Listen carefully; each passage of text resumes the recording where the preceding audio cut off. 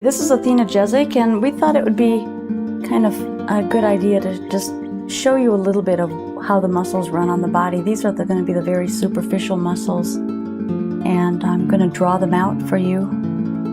These are the muscles that you palpate. The muscles underneath you can somewhat feel, but you have to do different techniquing to get down and really feel what's going on underneath.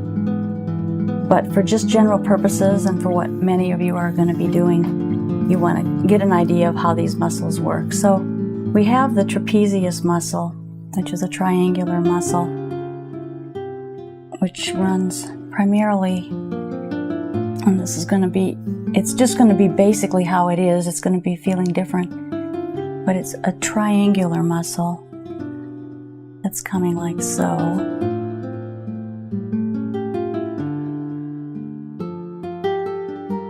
Ending down there, might be broadened out a little bit more. It's hard to, it goes about here. There's the infraspinatus muscle that's going to be running. This attaches a little more into the here, primarily. I'm not really an artist. And then you have some infraspinatus muscle running along the scapula here. And there's teres major and minor along here. So those are the three different muscle groups that you'll feel along here underneath the scapula. The scapula is right here, running around and up. So here's the scapula where you're attaching things to. It seems like it moves underneath you. There's more of where the scapula is in this position. So erase that. So this has some muscles that are over the top of it.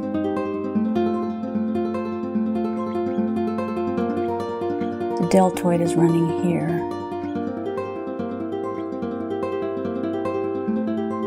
And the trapezius does run up into the neck.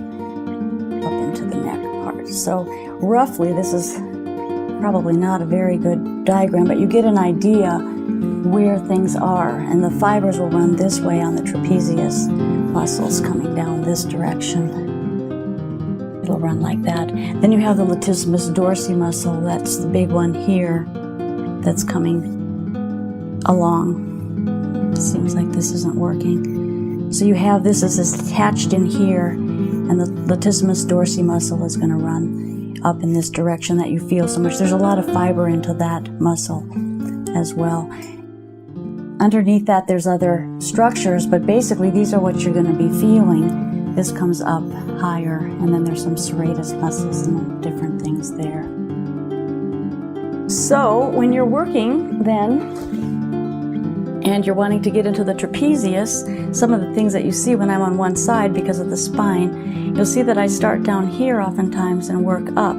That's because I'm getting along the entire trapezius muscle along the spine. And then you follow in the direction I'm working down, I'm working over into the direction of the way that the trapezius is running, and working up that way and opening up and going in such directions like that. Down here, working here where it's attaching into the hip. Okay, it's all attaching into the hip. It's working up through here, tucks itself under there. So all of this, you're kind of getting a separate muscle area when you're working through here. So that's the different things that we do when you're working on somebody. You want to distinguish the different muscle groups and get these superficial muscles that you can palpate well worked. And by doing that, you can just look at an anatomy book, just the very surface muscles, and you can start to follow it. But on the body, it's looking something like this, in sort of.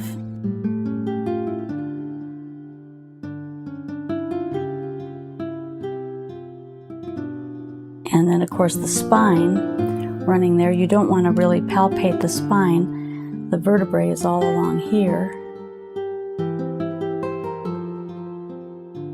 Of course, everybody knows that, and I'm running out of that. The vertebrae, and then the muscles in between the vertebrae. When you're palpating in between, you're going to go between each of the little vertebrae structures and work that way. And then when you get up in here where the trapezius starts, you can push it aside and give a little stretch along the trapezius where the trapezius is and open that up. You want to know where these muscles are, where the superficial muscles are, because it changes a little bit as you get off of the trapezius. It feels different. It's a little bit tougher structure because there's so much more support that's happening in the lower back. And then, of course, the sweeping action goes primarily across this big latissimus dorsi area, and the rib cage is coming down here. And we have ribs, ribs, ribs, ribs, ribs going this way. So when you take the ribs and you're going between the ribs, you're going to follow the rib line and going in between the structures of the ribs. So that should give you a little bit more of an understanding what you're dealing with underneath. Here's the scapula edge here. When you pick up the scapula, you can see how that is. There's attachments into the scapula from the muscles superficially and underneath, and then you're able to just go underneath. Knowing where these attachments are and what you're feeling. It's also helpful because if there's a tight muscle, you'll be able to figure out what's happening, if it's the attachment, if it's attachment more superficially, if it's something deeper. So it's just a way, the landmarks are important, and the understanding of where these structures are will help you to do a little bit more thorough and efficient work in your practice or in helping your friends and neighbors.